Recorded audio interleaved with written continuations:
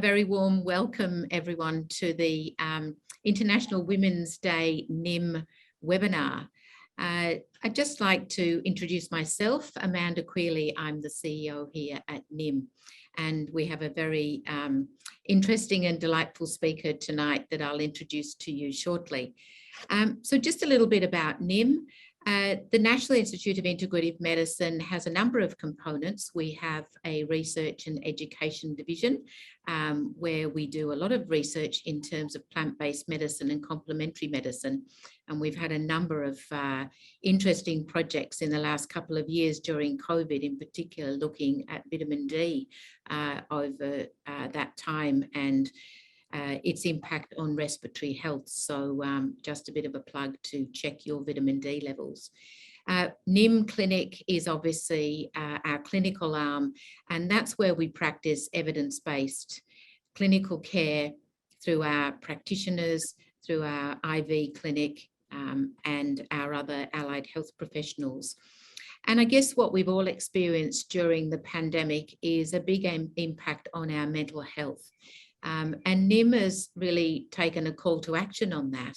And we have started a centre called the Centre for Integrative Mental Health. We're starting to look at programs that will be psychoeducation, as well as therapeutic support, symptom management, and clinical groups. And so we'll let you know more about that as that comes online next month. So it's my delight to welcome Dr. Helena Popovic, who is a medical doctor, a best-selling author, and international speaker. Helena graduated from the University of Sydney. Her philosophy is that education is more powerful than medication.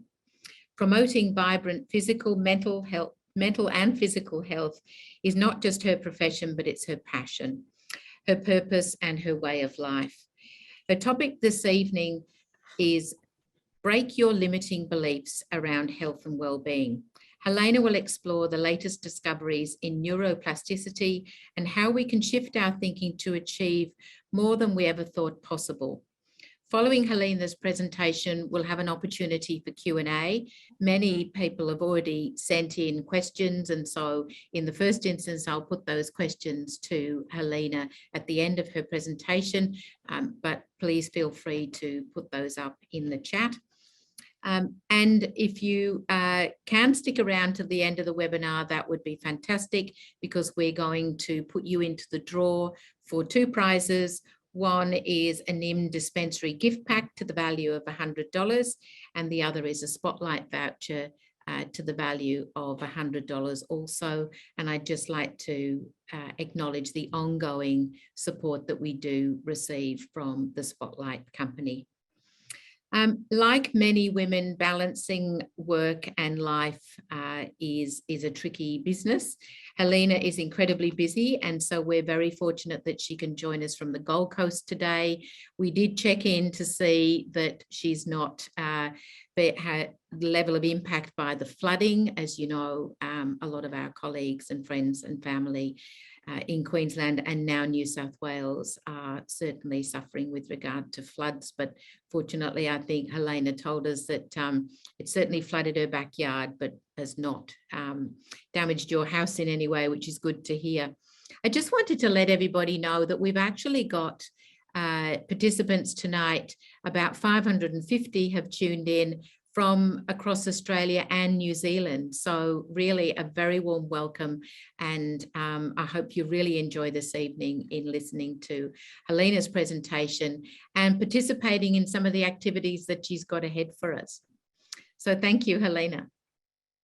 Thank you very much. Good evening, everyone. Thank you so much for sharing your time with me and for all your fabulous questions, which I will answer throughout the presentation, but we were inundated, so we'll also tackle some at the end.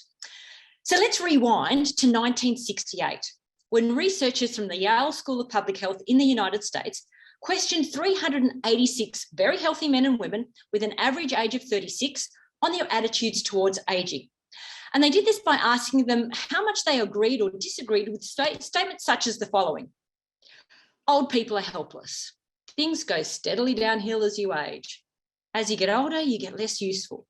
Think about it for yourselves. On a scale of 1 to 10, 1 being I completely disagree, 10, 100% agree. How do you feel about those statements? Well, the participants in this study were given 16 statements in total, and they were then followed for 38 years. Now, here in Australia, that would be stalking, but in America, it's science. Anyway, what they found was that in that 38-year period, 70% of people who strongly agreed with negative stereotypes about aging had suffered a heart attack, stroke, or some other serious cardiovascular disease, compared with only 15% of people who didn't believe that things went downhill as they aged. And this was after ruling out the effects of smoking, family history, obesity, and other known risk factors for heart disease. That is extraordinary. If there was a drug that reduced the risk of heart disease by 55%, from 70% to 15%, we'd all be taking it. So it turns out that breaking our limiting beliefs and negative stereotypes is the most powerful thing we can do to boost our health, our well-being, and even our longevity. Find that hard to believe? Then let's play a bit of a game to illustrate the point. What I'm about to show you is an image of a crowd of colourful women. I'll have it up for 10 seconds. And in that time, please count how many women are wearing something green, even if it's just a spot on their shirt. This is quite tricky, so look closely. Your time starts now. Count the number of women wearing green.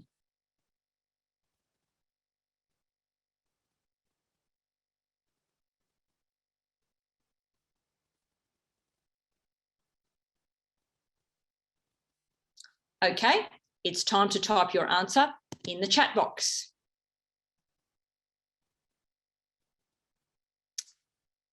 All right. If you counted over 20, well done. You're very observant.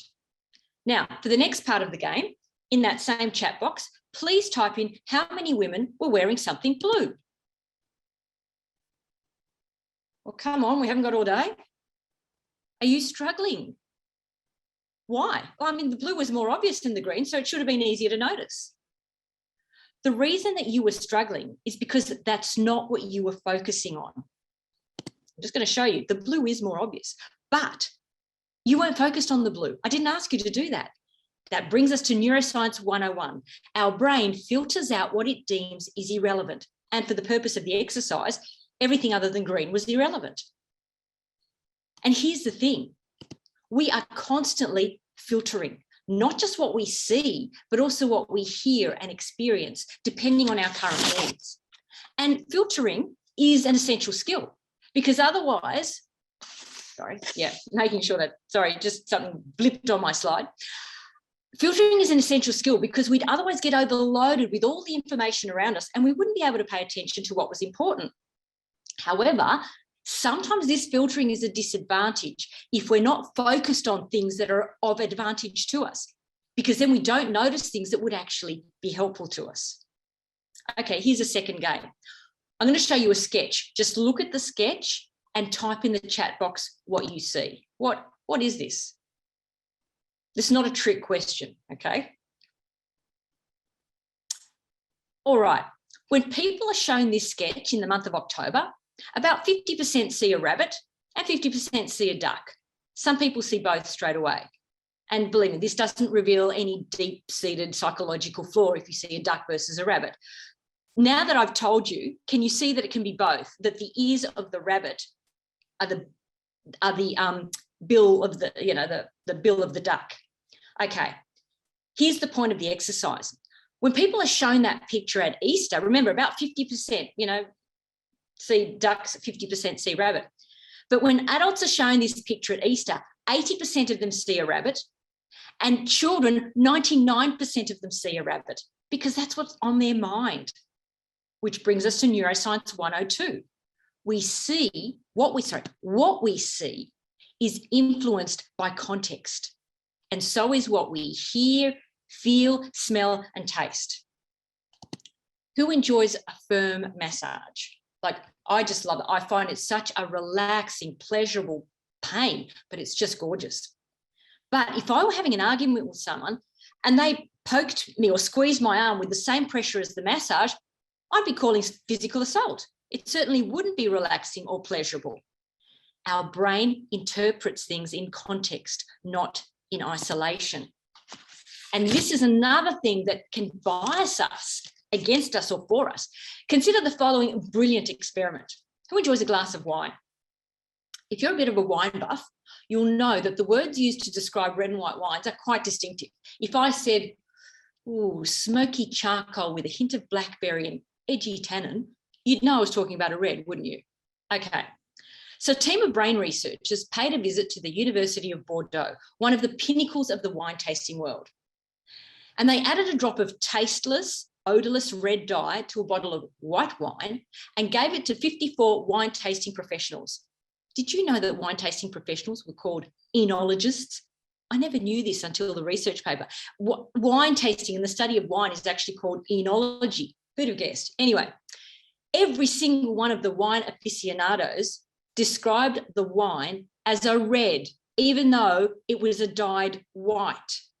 And the scientists had a field day with this. It's like, oh, well, all this fuss about wines, different wines, is just nonsense. It's not. What the experiment illustrated was a third principle of neuroscience. We experience what we expect to experience, because our brain, this is so fundamental. We experience what we expect because our brain is wired to make predictions about what's going to happen next. And it does that to make our life easier. How it works in relation to sight, for instance, is that light reflected from everything in our visual fields enters our eyes and is then converted to an electrical signal that travels from our eyes to the back of our brain, which is where our visual cortex is. And then it's interpreted as something meaningful. But along the way, the information from our eyes, because it's quite a distance from the eyes to the back of the head, during that journey, the information from our eyes is mixed with our beliefs, our hopes, our fears, stress levels, emotions, past experiences. All this information comes together to create an image. And we can see this happening in brain scans. The visual cortex is connected to a vast number of different brain regions. Our hippocampus, our memory center, amygdala, emotional center, prefrontal cortex, reasoning center.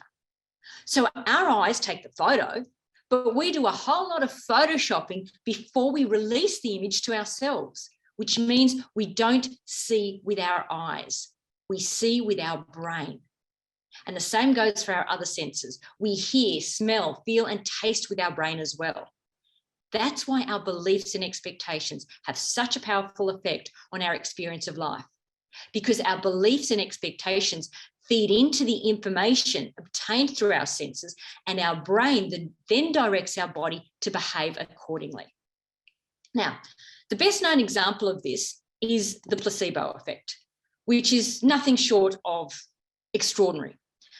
As you're probably aware, just really quickly, a placebo is either a pill or an injection with no active ingredient in it, and it's used to test the effectiveness of new drugs. So what happens is patients are randomly assigned to either receive the fake drug, the sugar pill, or the real drug. And neither the patient nor the doctor knows which patient is getting what, so it doesn't bias, what they're seeing. And depending on what's being tested, the placebo effect has 30 to 80% effectiveness. In other words, up to 80% of people receiving the sham treatment experience improvements in their symptoms, and in some cases, complete cure. How on earth can this happen? Well, some of the early observations of the placebo effect occurred during World War II, and morphine was in short supply, and soldiers sometimes had to undergo surgery without painkillers. So an American anaesthetist called Henry Beecher, he was desperate. He needed to do something. So he just said to his nurse, look, just inject patients with some normal saline solution and just reassure them that they're being looked after, that their pain would soon subside. The fact that it might not subside till tomorrow when they got morphine was another story. She didn't say that. She just, your pain will subside. We're looking after you. You're in the best possible care. And it was just to try and keep them calm because they had no choice. To his astonishment, the placebo was 90% as effective as morphine. And not only that, it even reduced the risk of cardiovascular shock, which can happen from surgery without anesthesia and which can be fatal. How can this be? Well, remember that our brain is wired to make predictions. So if we think we're about to receive a healing remedy, our brain starts producing the same opiates or other chemicals the drug is designed to produce, and it sends out messages to our relevant body parts to behave accordingly. And we can measure biochemical changes in people's bodies that show the placebo effect is physical, not just psychological. And placebos have been effective in treating not only pain, but depression, asthma, allergies, Parkinson's, angina, and pretty much any disease you care to mention. Our brain is so powerful when we actually give it instructions what to do. I'm going to give you an exercise now that's going to illustrate this for you. After this webinar, find someone you know quite well. If you live with someone, they would be an ideal subject. And ask them to keep their eyes open while imagining being outside in really bright sunlight. And make sure the room you're in isn't lit too brightly, but light enough for you to see their eyes. And as they imagine bright sunlight, their pupils will constrict just as they would if they were really outside in bright light. But they're not. You've just made their pupils constrict by telling them to think about bright light. Conversely, if you're standing in a really bright room already and you ask them to imagine a black screen, their pupils will dilate. You can see why I suggested you don't do this with a stranger. They might think you're a little bit odd staring intently into their eyes. But that's another example of our brain telling a part of our body, in this case our eyes, what to do based on a thought, not on reality.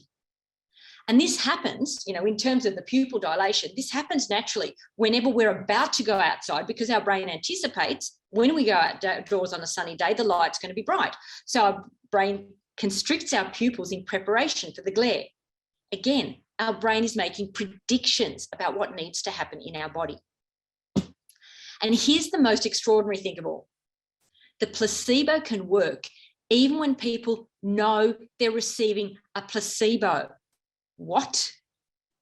It's because we now expect the placebos might work. So it's just so amazing. It doesn't even matter if you say to yourself, look, I'm just telling myself this, and I know I'm just telling myself, and it's not really happened yet, but I know that it can still have a positive effect on me just by being open to the fact that it can. And so really the message is what we believe about something, especially what we believe about ourselves and our abilities, has a profound impact on every aspect of our lives. And I think this is particularly evident when trying to figure out the healthiest way to eat. And yet it's so simple when we just look at what healthy populations around the world are eating. Look, the Japanese, we know they eat a lot less fat and a lot more seaweed than Australians, Americans, and New Zealanders, and they have far less obesity and fewer heart attacks. Then there's the French. Now, they have a rich dairy diet and a rich wine list, but they're slimmer and healthier than Australians, Americans, and New Zealanders. And then there's the Greeks with their high-fat diet and their low gym membership rate. But guess what? They're slimmer. They live longer than Australians, Americans, and New Zealanders. So think about it.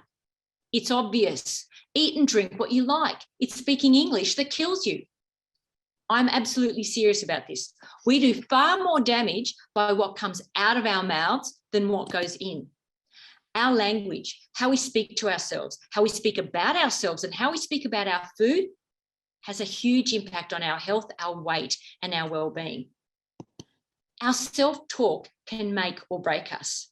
So we need to be just as mindful of what comes out of our mouths as what goes into our mouths. And especially all the nonsense around having to eat low fat.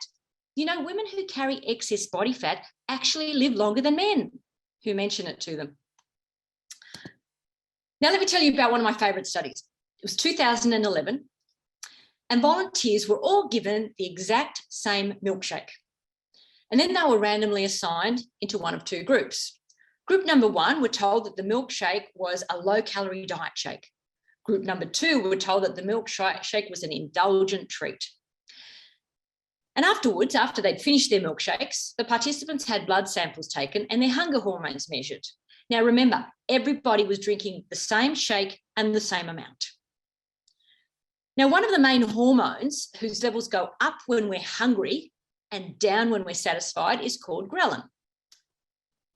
So when they measured ghrelin levels in all the participants, they found that those that had been told that it was a diet shake had significantly higher levels of ghrelin, the hunger hormone, and they reported feeling hungrier much sooner than those that had been told they'd had an indulgent shake. That it was rich and filling. Yet they'd all consumed the same number of calories. Now, you'd be forgiven for thinking, yeah, but the people who had the diet shake, were kidding themselves. They were telling themselves this is a diet shake, and so it was psychological. Yeah, I would have thought that too, but it was physiological as well, because their ghrelin levels, their hunger hormone actually went up, so they were genuinely hungrier. And this has real far-reaching consequences, because ghrelin not only increases hunger, it slows down metabolism and tips our body towards storing fat rather than burning fat. So here's the message. It's really important that we don't think we're depriving ourselves when we're making healthy choices, because the mere belief, I'm missing out, I'm eating fewer calories, genuinely increases our hunger. So make your meals look appetizing and indulgent. Remember the wine tasters. When they thought it was a red, it tasted like a red to them. We experience what we expect. If it looks like it's going to be a satisfying, nourishing meal, it will be. Another way to get around this is when you think, if you're trying to make healthy choices, don't think about what you're missing out on. Think about what you're gaining. By eating healthy meals, I'm gaining energy, vitality, and mental clarity. So you're not focusing on what you're missing out on. You're focusing on the things that are nourishing, not punishing. Adopt that mindset. Everything I'm eating is nourishing, not punishing. It's not about lying to ourselves. It's about shifting our focus. And that's why positive thinking doesn't work. If you're just trying to tell yourself something that isn't true, or that you just simply can't believe because it hasn't happened, you won't believe it. You will believe it if, the only way you believe something is if it is actually true in your experience. So shifting our focus, seeing a different perspective, is much more powerful. Let's do another little exercise. Take your index finger and point it straight up above your head. Look up at your index finger. And now I'd like you to circle your index finger in a clockwise direction. Keep looking at your finger and keep circling it in a clockwise direction. Now, as you're circling, I'd like you to slowly bring your finger down to the level of your eyes, but keep circling. Bring your finger to the level of your nose, to the level of your chin, to the level of your chest.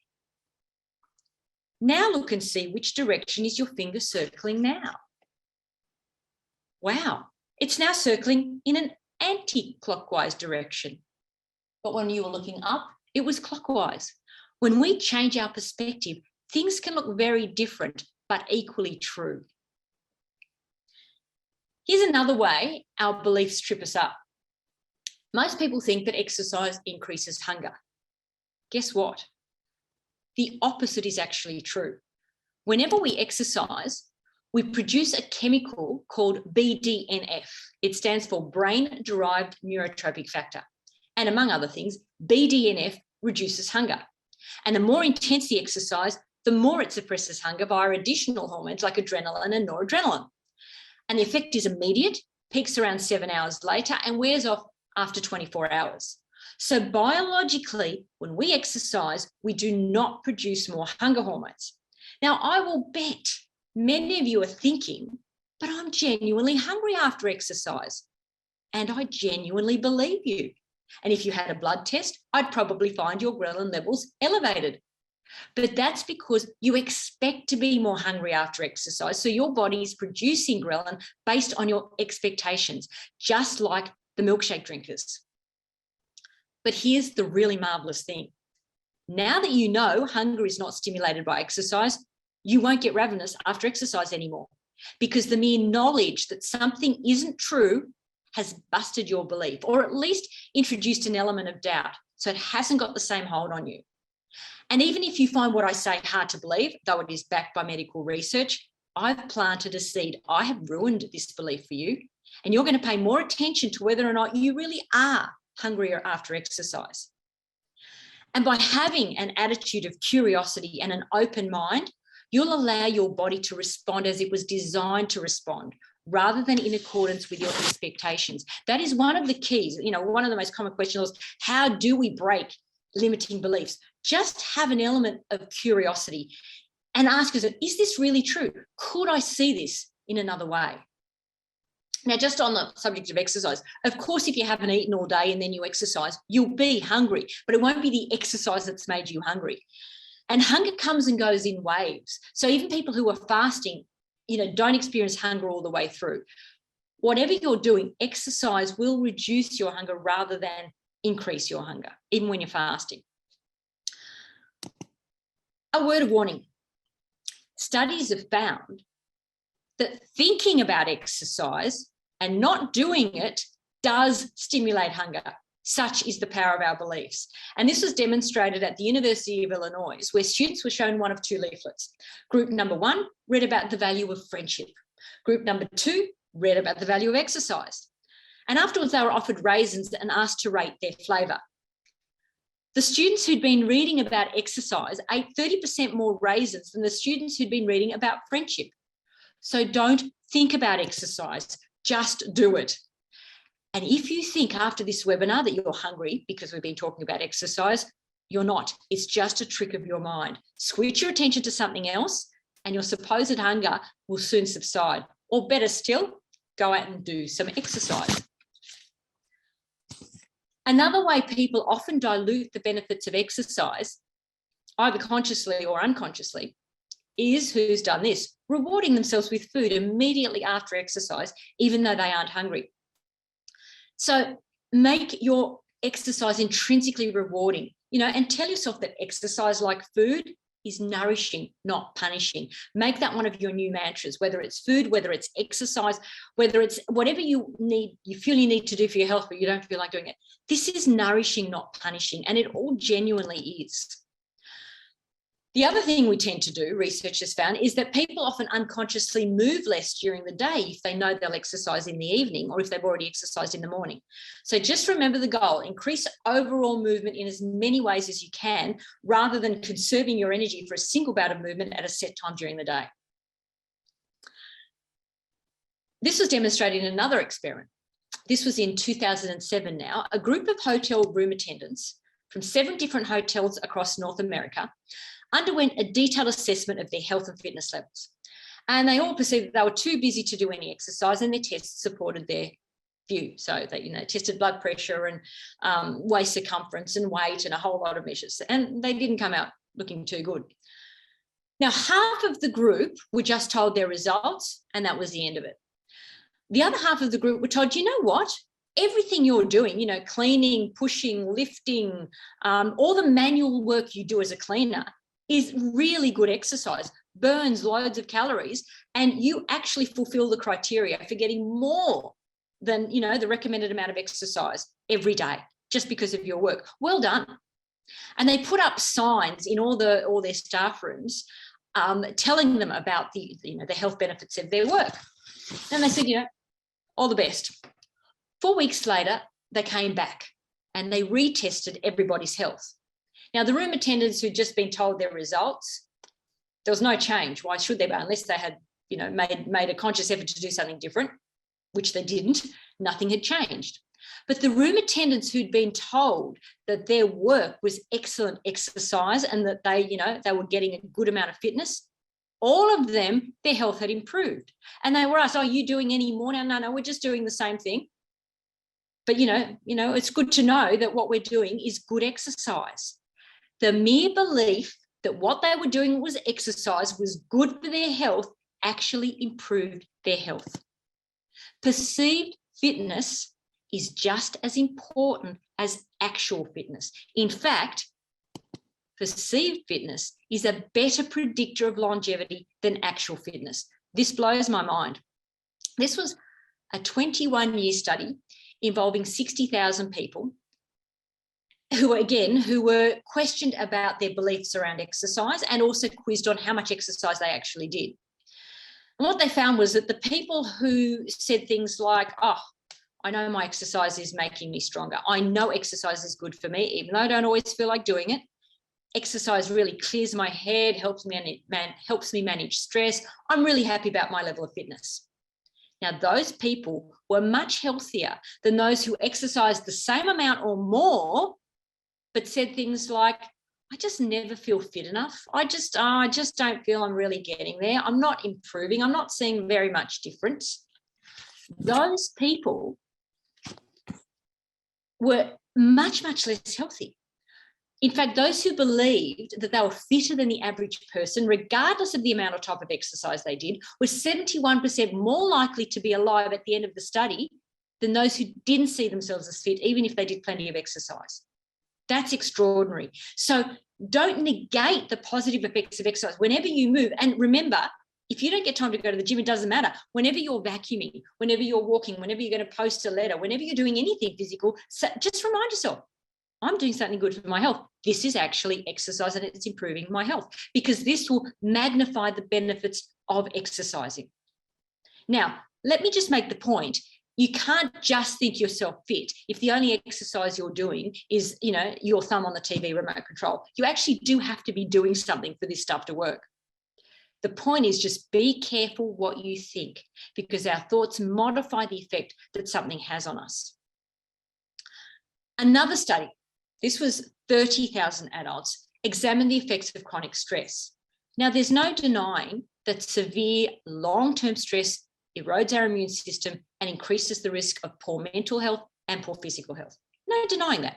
However, people who experienced high levels of stress but did not view their stress as harmful had better health, less depression, and greater life satisfaction than people with the same amount of stress who stressed about their stress. So this is another lesson. Yes, the stress is there and the stress can be harmful, but it's far less harmful if a person has the attitude, this is character building. This is tough, but it's actually making me stronger. This is life enhancing in the long run. Everyone experiences stress. This is my time.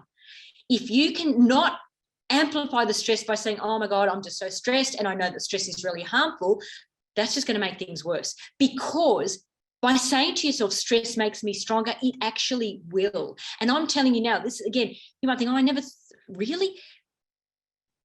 Scientific fact, stress can make us stronger. So if you just tap into that knowledge, you will start to have a different attitude to stress and it won't be so harmful.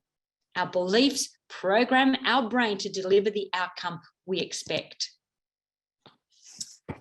Now, speaking of character building, looking after my father, who had Alzheimer's for over 12 years, look, it was occasionally stressful. And I can remember one time I had flown down to Melbourne to speak at a live event run by NIIM. And I rang to check on Dad that evening. And he said to me, oh, I'm so miserable without you. It's just like you're still here. Thanks, Dad. Dad also actually used to tell me a story that illustrates the power of our beliefs. He came from Serbia and he used to spend time on his grandfather's farm. And one day the whole family were out at the markets when a delivery of chickens arrived at their door and there was no one home. So they just left the chickens in a flimsy old crate at the front door. And by the time the family got home, all the chickens had escaped, not a feather left. So they spent the whole afternoon racing around town looking for these chickens. And his grandfather got really angry. So he rings the chicken supplier and he says, listen, mate, or whatever the Serbian equivalent of listen, mate would have been. He says, how could you do something so irresponsible? You left livestock at our front door, all the chickens have escaped, and we've wasted the whole afternoon looking for them, and we've only managed to retrieve 11 of them. And the chicken supplier said, well, that's not too bad, really, because we only delivered 6. If we let go of our beliefs about the limits of what's possible, we'll find we can achieve so much more. Don't ever let anyone tell you what you can or cannot do. That's their reality. Your reality is different. All our realities are different. So you can still have people saying it's not possible, you can't do that, but you just go, okay, that's fine. That is your reality, and I'm not going to challenge your reality, but I can choose a different one. Remember Beethoven? Everybody told him that he would never be able to write music because he was deaf. But did he listen? This is the beauty of webinars. I can't hear you groan. Just love that one. So it brings us to the big question, and the question I was asked repeatedly before this webinar. How can we apply all this fascinating information to enhance our lives? How do we let go of long-standing limiting beliefs? This is where it becomes a good news story. Firstly, as I mentioned earlier, simply knowing that our beliefs influence the effect that something has on us allows us to question those beliefs and ask if they're serving us. So start to notice what you're telling yourself. That is the very first step. What are you telling yourself about whether you can or cannot do something, or the effect that something has on you, or whether you're getting somewhere or not getting somewhere? Just start to notice. And if your self-talk is not serving you, here are 3 simple things that will turn things around. And I call these things, these 3 strategies, giving yourself a clap, not a slap. So here's strategy number 1. At the end of this webinar, write down all the things you're currently doing that are good for your health. Just write them down, from getting a good night's sleep, doing yoga, eating even 1 serving of vegetables a day. And review this list every week. And add to it as you notice yourself making more healthy choices. So what this is doing is shifting your focus and going, actually, I do quite a lot that's good for my health. Strategy number 2, make it a daily habit to give yourself a mental pat on the back whenever you do something positive for your health and whenever you accomplish something challenging, because we're used to doing the exact opposite. Most people, they're driving home from work, oh, this went wrong, I wish I'd have done that, I didn't get that done. No, turn it around.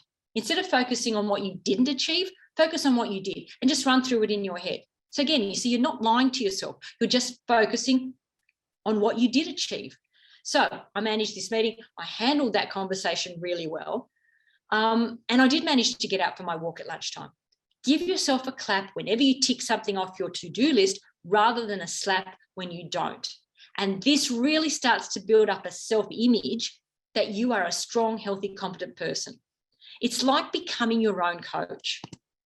And thirdly, at the end of each day, when you're driving home from work or just before you fall asleep, run through all the things you did well that day, especially in relation to making healthy choices or whatever area you feel needs strengthening in terms of your self-worth. So we can improve our health and well-being simply by noticing and acknowledging to ourselves when we're making healthy choices, when we accomplish something. Okay, here's another word of warning. Don't, when you start doing this, beat yourself up if you find that you're doing a lot of negative and critical self-talk. Most of our self-talk is critical. It's human nature. And there isn't a person without problems. So don't beat yourself up about it. I'm reminded of many years ago, I was a young little girl, and my parents took me shopping for a big couch. They wanted to buy the biggest sofa that they could find because they loved entertaining, and it was always loads of people, and there was never enough room for everybody to sit down. So they said to the shop attendant, they said, we want the biggest sofa you've got. And so he took us to this sofa and he said, look, this sofa can seat 6 people with no problems. And my dad said, but we don't know 6 people with no problems. We've all got problems. There was a wonderful researcher who investigated this, psychologist Barbara Fredrickson.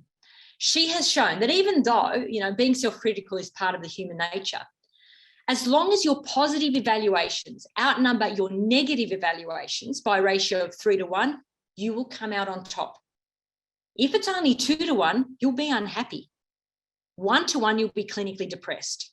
10 to 1, you'll be nauseating. Seriously, the scientists found an upper limit of 10 to 1, beyond which we're just too full of ourselves. So every time you give yourself a slap, you've got to give yourself at least 3 claps and up to 9 claps. And this was beautifully demonstrated in an experiment with a group of same-age school children who all had the same level of mathematical ability and who were randomly assigned into one of 2 groups. So same age, same level of ability, 2 groups. Group number 1 were given a moderately challenging test that they were designed to do very well in, and they did. Group 2 were given a very, very difficult test, which they were designed to fail, which they did. They then gave the students a break, told them their results, and then gave them a second test. Now, this time, the test was the same for both groups, and it happened to be much harder than the first group did, and much easier than what the second group did. And the question they asked was, who did better in the test? Who do you think? The question was, did the first result influence the second result? So let's actually do a poll. James, could you please put up our first poll? Okay, who do you think better in the second test? Do you think they did equally well? Do you think the group who did the easy test first did better on the harder test later? Or do you think the group who did the hard test first did better on the easier test later?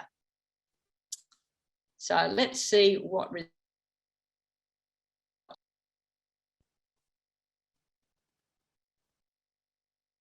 All right, do we have answers?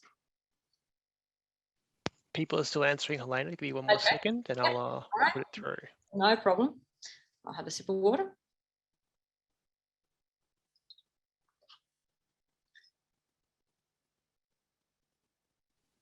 All right, 5 more seconds, people, then I'm going to end the poll.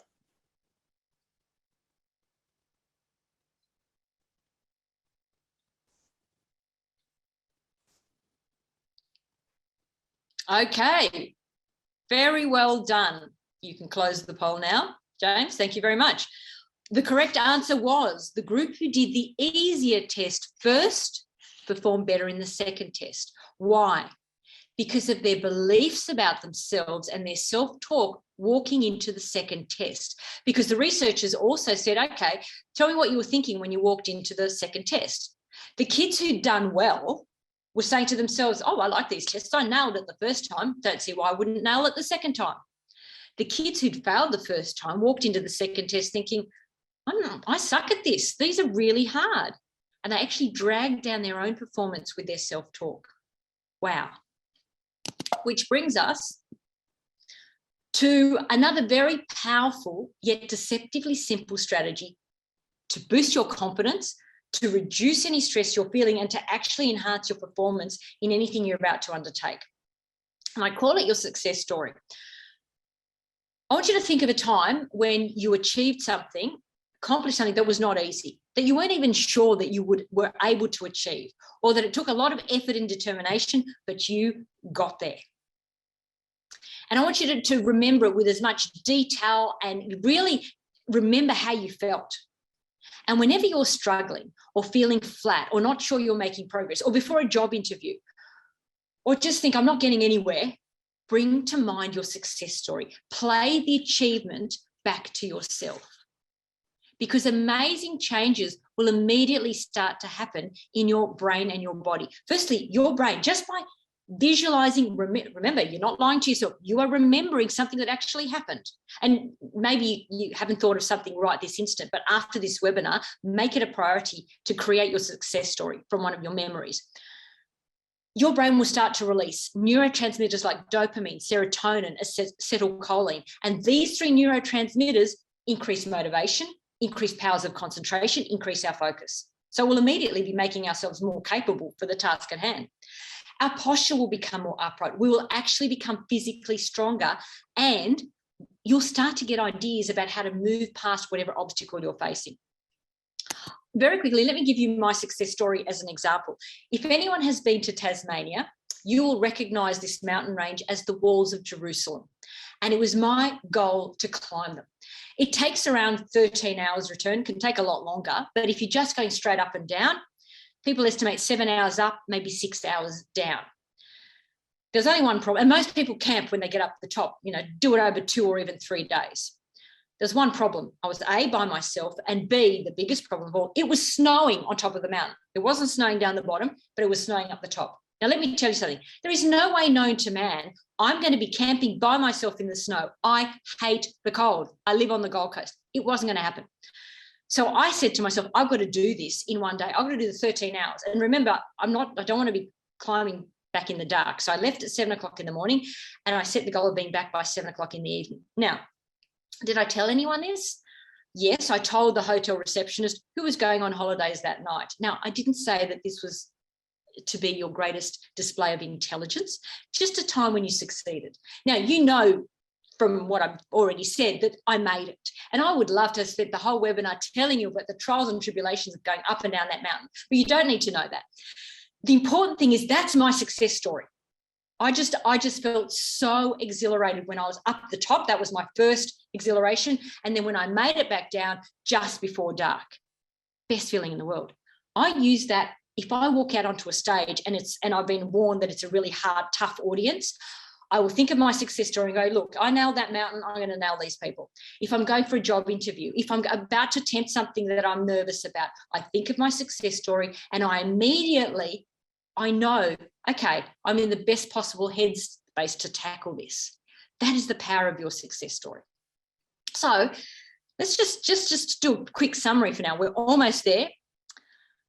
You've got a lot of homework to do after this webinar. Firstly, remember, you've got to look into somebody's eyes and watch their pupils constrict and dilate. You've got to write down all the things you're doing that are good for your health. Run through all the things that went well today. Give yourself a clap for attending this webinar and come up with your success story. Okay, there is just one more area we have to cover because as a society, it's where we do the most damage to ourselves. Can you guess what that is? It's our ageist stereotypes. The stigma and the misconceptions that our culture has created around aging are truly destructive and pernicious. Let me say this seemingly heretical statement. Age per se does not cause our bodies to malfunction. I see plenty of 80-year-old patients that are fitter and stronger than some of my 18-year-old patients.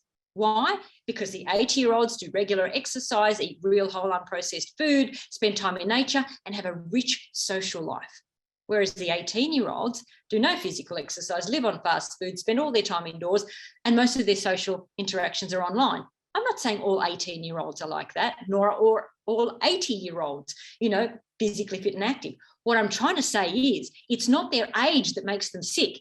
It's whether or not they're engaging in a healthy lifestyle. Now, of course, genetics and environment and other factors play a role. The message I'm trying to say is stop blaming our age for our limitations. At the age of 80, I bought Dad his first ever gym membership. I did not buy that silver tracksuit. I have no idea where that came from. But remember, 80, by going to the gym, he actually gained muscle, he increased his strength, and he improved not only his physical fitness, but his cognition through going to the gym. We can build muscle and gain physical strength at any age. There are 80-year-old bodybuilding competitions. We do not get weak because we get old. We get old because we allow ourselves to get weak. So remember, poor health is not a consequence of old age. It's a consequence of accumulated years of unhealthy habits or unlucky genes or environmental factors. Just get age out of the picture. If you fight for your limitations, you will get to keep them. And now I just want to bust another myth.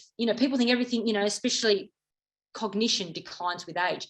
Data analysed from 1.2 million people revealed that the speed at which we process information during decision-making increases during our 20s. And then it stays high until at least our 60s. We are just as fast mentally. After that time, we get fractionally slower, but we make up for it by being better at pattern recognition and seeing the bigger picture. So we are not weaker mentally. Things change, but other parts of our brain compensate. Every time we say, I'm having a senior moment, it reinforces the nonsense that our memory and cognition decline with age. Guess what? If you were born deaf or lived in mainland China, you would not carry the belief that memory declines with age. It's not part of their culture.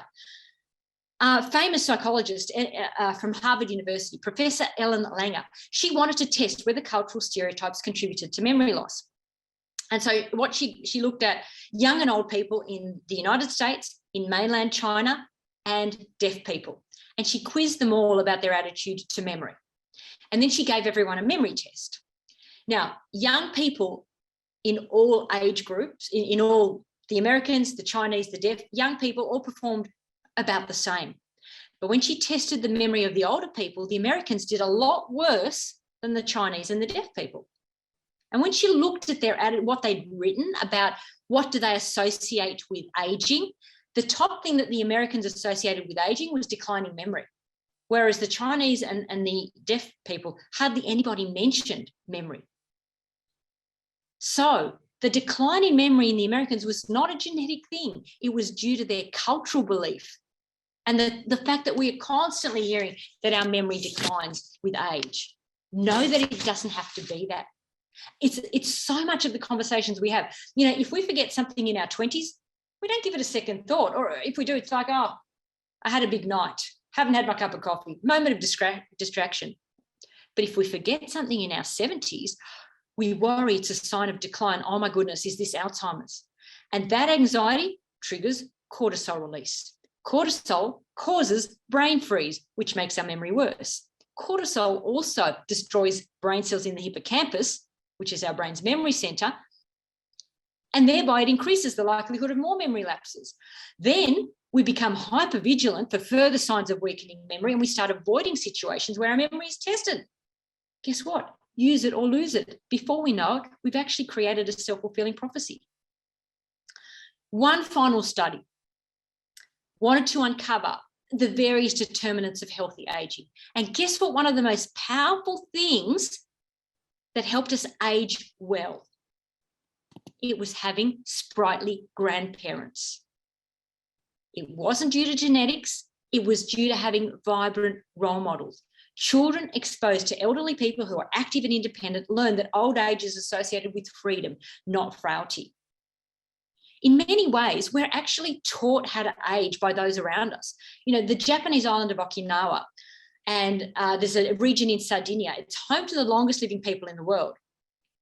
Interestingly, their culture equates aging with wisdom and authority, not illness and irrelevance. And that attitude guides their everyday lives and provides older people with meaning, purpose, and vitality until the day they die. Now, I know you can't choose your grandparents, but you can choose to be a sprightly grandparent yourself. And you can choose to seek out people who are sprightly role models right into old age. The first step to aging better is to feel better about aging. One more study, just one more. This is such a top study. This was in 2002. Neuropsychologist Becca Levy, she looked at all the multiple factors that contributed to healthy aging, and I'm sure that you can guess a lot of them.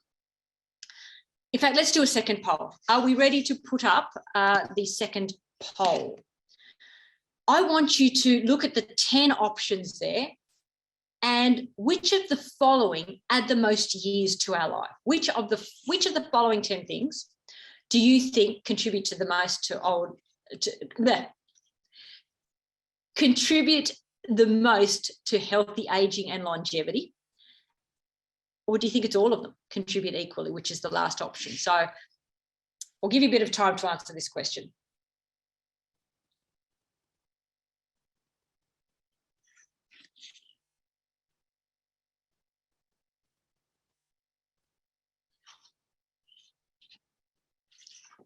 James, I'll let you determine when you put up the results based on, you know, when people have got their answers in.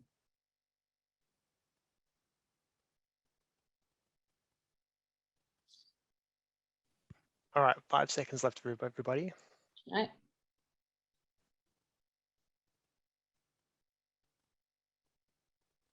Oh, still got a few coming in. Give it another 5 seconds. That's fine. That's fine. That's great.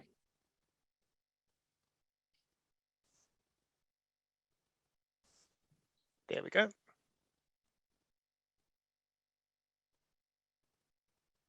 Okay, very interesting. Very interesting. Okay, we can close the chat box with a poll now. What in fact happens is all of the above add years to life, and it's actually impossible to tease out the relative contribution of each individual thing because they all interact. But all other things being equal, people with a positive attitude towards aging live 7.5 years longer than those who feel negatively about aging and focus on all the things that are going wrong in their life. That's really good news because it means you don't have to worry about all those whinges in your life. They'll be dead long before you. And let me just clarify, I'm not saying that if you're a smoker with a positive attitude saying, this is actually cleansing my lungs, will help you live.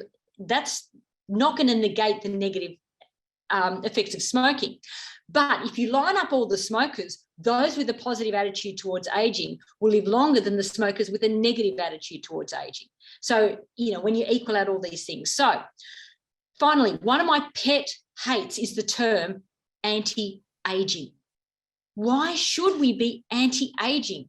It sends the message that aging is a bad thing. But let's face it, aging is unavoidable unless you die young. Like, what would you prefer? I am very much pro-aging because the alternative is dying young. Smoking is avoidable. Eating junk food is avoidable. Excess alcohol consumption is avoidable. Aging is not avoidable unless you jump off a cliff at whatever age you believe aging starts. So instead of trying to escape the inescapable, let's celebrate aging. If you didn't have sprightly grandparents, find other inspiring ages to be your role models. Now, I know we've only got a couple of minutes left, but just bear with me. You know, I've got time. We can still do questions at the end, but I just want to run through a few successful ages because they really are extraordinary. You've got architect Frank Lloyd Wright. He designed the Guggenheim Museum in New York at the age of 91. Benjamin Franklin invented bifocal glasses at age 78. Eleanor Benz had to leave school. She was a Chicago woman, had to leave school at a very young age. She decided in her 90s she would go back to school. She attained her diploma with 37 great-grandchildren to cheer her on. Julia Britton was still a highly successful playwright at the age of 96. Michelangelo finished painting the frescoes in the Pauline Chapel at age 74. And my favourite of all, Patty Jones. Have you seen her on Britain's You've Got Talent and these shows? Patty Jones is in her mid-80s and is still touring the world as an acrobatic salsa dancer. I could have spent the whole hour talking about Patty Jones alone. These are all pictures. Watch her on YouTube. If you're ever feeling down, Google Patty Jones and her partner Nico and watch them salsa dancing. And she says she's you know, when she's asked, you know, when are you going to quit? She says when Nico, who's 40 years younger than her, gets tired of throwing her up in the air. Why don't we hear more about these real heroes who show us what's possible for all of us? You know, it's tragic that we brainwashed ourselves into believing these people are the exception rather than the norm. You now know that your beliefs have a measurable effect on your biology, so choose carefully where you focus. One final thing that works, they got a group of people aged between 61 and 99 to come into a lab and play computer games. And while they were playing the game, they flashed up really quickly, too quickly for them to actually read and register. So it's not like you're seeing the words now, but they had words like experienced, wise, insightful, sage. They flashed them up on the screen every time they played this game. And then 4 weeks later, they retested their memory and their cognition. 4 weeks of playing these video games with these positive images flashed up at them, they significantly improved their health and their fitness, even more so than a comparable group of people who'd been put on an exercise program, but who had not been, they had made no attempt at changing their attitude. Attitude really does rule. So what can we do for ourselves? Think bolder, not older. Welderly, not elderly. Be curious, not critical. And education, not medication. The bolder we are at trying new things, the more we focus on what's going well in our lives, the more curious rather than critical we are about our health and the aging process, the more we seek out education, not medication, and the more we view life as an evolving adventure at every age, the more we'll thrive rather than just survive. Thank you for your attention. I'm sorry I went longer than I thought. When I timed this at home with my pet plants, it only took 40 minutes. But as I said, I am more than happy to stay on and answer any questions. And if you want those last 4 phrases again, here they are. Thank you so much, Helena.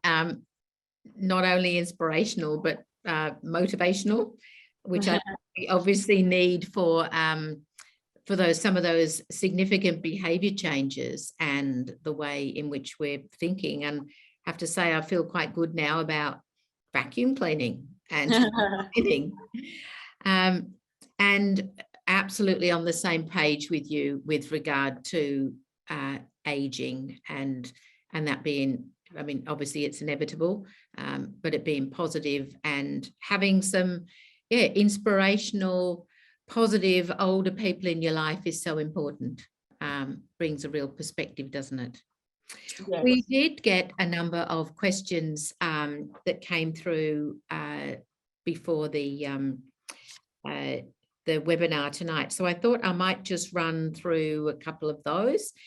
We are a little bit over time, but if everyone's okay, we'll just keep going for another 5 to 10 minutes.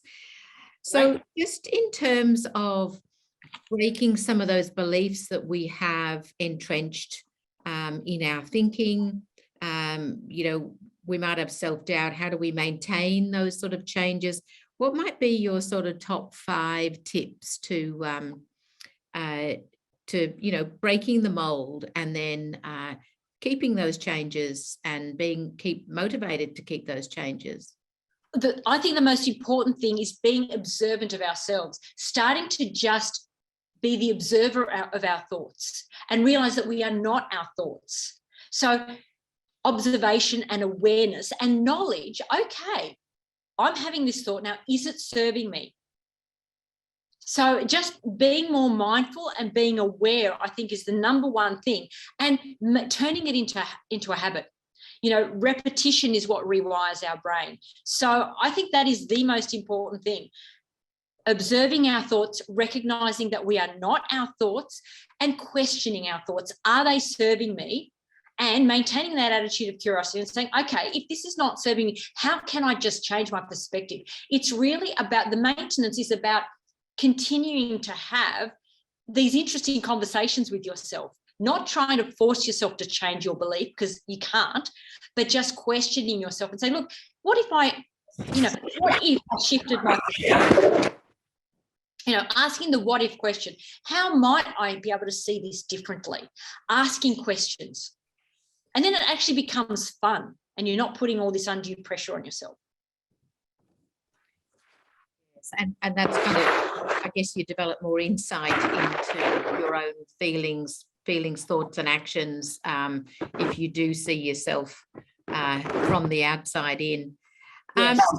How do you stay positive each day? It's not about staying positive every day. It's about acknowledging your feelings and feeling your feelings. It's because grief, for instance, is a natural part of life. There are things that are going to go not to plan. We've had some disasters here in Queensland. People have lost houses. People are grieving because of that, because of COVID, because of the lost year. Some people feel they've lost 2 years of their life and they're grieving that. Acknowledge that. Do not block negative feelings. This is where we run into trouble. Somebody also sent in a question to me saying, has positivity become toxic because we're just forcing ourselves to be positive all the time? That's not the goal. Yes, positivity can be toxic if you force yourself to try and be positive when that's just not how you're feeling. Feel your feelings. I'm feeling low today. I've just lost everything and I feel like crying and crying. Acknowledge your feelings and feel your feelings. Because then we make space to start to feel good again. When we are true to ourselves and authentic to our feelings, that's actually energizing. And if we feel our feelings, we notice that they eventually pass and we come to a place of peace. And we're not taught to feel our feelings, so this is actually quite scary for people. And ironically, if when you're feeling bad or anxious or down or not positive, if you say to yourself, you know what, it's okay that I'm not happy. I don't mind not being happy. And the minute you say, I don't mind not being happy, you can't not be happy. Do you know what I'm saying? Yes, I was going to ask you about how do you, particularly for people who do feel anxious and, might be described as worry warts or see a sort of a negative side. It's how do they sort of start to shift that? Because that might be a big hurdle for them. That's a whole new webinar. I can recommend a book, Sarah Wilson. I can't remember. She's the I Quit Sugar woman, and she suffered from anxiety. And she actually wrote a good book, something like Taming the Beast or Befriending the Beast, which is what she called Making Friends with the Beast, Making Friends with Anxiety. It is about number one, just acknowledging that it's there and feeling the anxiety. And it's, people are like terrified. It's like, but it's really uncomfortable. That's okay. Get comfortable with feeling uncomfortable and the feeling will pass. There are also a lot of breathing techniques that help. Box breathing is something very, very good at calming anxiety. And box breathing means breathe in for 4 counts, hold for 4 counts, breathe out for 4 counts, hold for 4 counts. And that actually activates what's known as our parasympathetic nervous system. Everyone knows the flight or fright, you know, the sympathetic nervous system, the stress system. Not many people know that we've got the opposite system, which is the rest and digest, the parasympathetic nervous system. By doing box breathing, we activate that other system and we calm down our stress response. So as individuals, you've given us lots of advice and tips and opened up our minds to think about how do we develop that insight into our own thoughts and feelings and changes that we might like to make. How do you think we do that in an environment where perhaps we're living with a partner or family or friends who are not on the same page with that? Recognize that you cannot change anyone else, that the only possible hope for change is be the change that you want to see. It's definitely more difficult if you don't have a supportive environment. If you have people around you that are, you know, like your coaches that are on the same wavelength, it is undeniably much easier. If you have an unsupportive social environment, then the self-talk needs to be, that's their reality and that's okay. They can't help their reality because it's built from all their life experiences, and that's the judgments and conclusions they've come to. So don't try and talk someone out of it. Listen without judgment and calmly know for yourself, I don't have to adopt that. If you just, it's like there are 2 sides to every story. That's their story, that's their opinion, and that's okay. And what they say to me is just their belief. I can have a completely different belief. It doesn't have to affect me. And I think that acceptance and not judging other people and not being defensive, it's hard to resist the temptation not to kind of try to convince them of the truth and a far healthier way of living and a far healthier way of thinking, but you simply won't. They'll just dig in their heels even further. So just being non-judgmental, accepting others where they are and saying that's fine for them, but I'm going to adopt a different reality for me. And the other thing too, if you've got negativity around you, inundate yourself with podcasts or speakers or books or audio books that help you, maintain a positive perspective. I love Eckhart Tolle. I listen to The Daily Stoic. There's a whole lot of, find somebody that you resonate with that helps you stay on track. Yes, absolutely. Just to clarify, Sam in the chat box said the book by Sarah Wilson that you referred to is Right. We Make the Beast Beautiful. I knew it was something to do with the beast. Yes. And I guess one of the other questions I've got here is how do you instill optimism and motivation, and I guess International Women's Day for women, particularly where those individuals might have a chronic health condition, and that might be on top of managing family commitments, work commitments, etc. Women are often juggling many things at once, aren't they? Absolutely. Again, acknowledging, this is not necessarily easy. This is pulling me in all directions. So acknowledge the situation for what it is and be with your feelings. And one of the things I find is just get in touch with your values first of all and decide what is really important and what's going to make the most difference. It's really hard to fit everything in, but being with our feelings and just focusing on the present moment, and now I'm quoting Eckhart Tolle, but that's how when I was looking after Dad and trying to work, try to work full time, and trying to look after myself, something had to give. So I had to really sit down and say, okay, what is really important here? What do I absolutely need? And I realized after a lot of soul searching that the most important thing was maintaining a good relationship with him. You know, I didn't have to take him and entertain him and do all these fancy things and every day focus on boosting his brain in some way or other, just being with him. So sometimes if we stop just long enough, we recognize that maybe some of the things can fall away and we don't have to do it all. And just constantly acknowledging our own feelings and that clap, not slap, shifting, you know, turning things around, like, yes, this is stressful, but this is making me stronger. You know, yes, you know, this is painful, but I'm just going to focus on just going to feel that pain and not fight it. And you will find it dissipates. So just one final question, and we have had some very positive comments just to say in the chat. A lot of women said, this is just what I need today on International Women's Day. So that's fantastic. Oh, that's lovely. Thank you. So you did have on that list of, I think about 10 or 12 things in terms of keeping yourself well.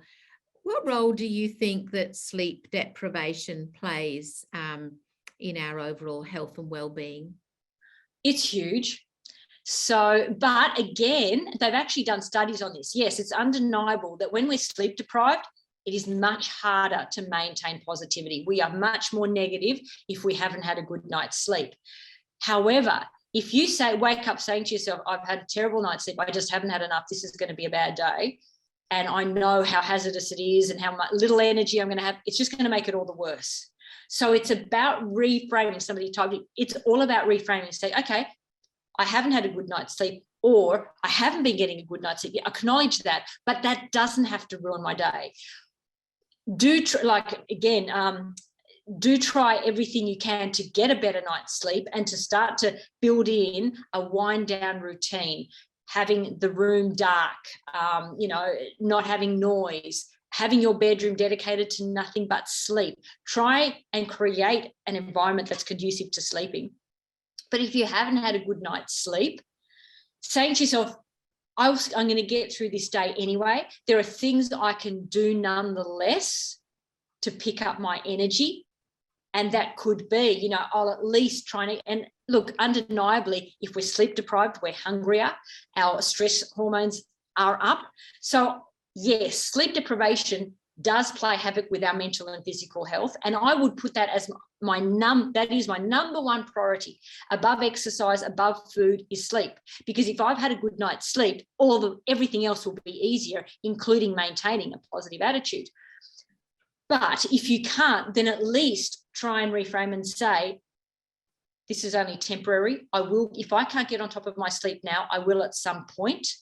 And try and build in some kind of ritual where you can, placebo if you like, where you can convince yourself, if I just have 5 minutes to myself meditating or walking out in the garden or something, this will keep my energy going.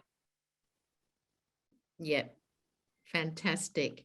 So look, we have run over time, but I think that was absolutely worth the extra time that we spent tonight. So I would like to thank you, Dr. Helena Popovic, for investing your personal time today in this special event hosted by NIIM. And thank you for all of your insights and the research that you've presented to us tonight to give us the context around what we can do to change our health and well-being. Just to let you know that I said at the outset, we had 2 sort of lucky door prizes, which we'll draw after the end of the webinar for, I think we've still got about 200 people online. So thank you for staying with us tonight. And thank you for everybody joining. I do hope that you've found this interesting. I think that all of the comments in the chat have said very much so. And we'd obviously love to have you back again in the future, Helena. So just to give a quick plug, NIIM is a registered charity. we do accept charity donations, which are a tax deduction, which goes into our research foundation. So very much thank you if you're able to make any donations via our website. So look, everybody, have a lovely evening. Thank you, Helena. Pleasure. Up in Queensland, and hopefully all of those waters subside. And thank you to everyone who tuned in tonight. Good night. Our webinar will be online in the next week for those who want to recap or those who haven't been able to join us. Thank you.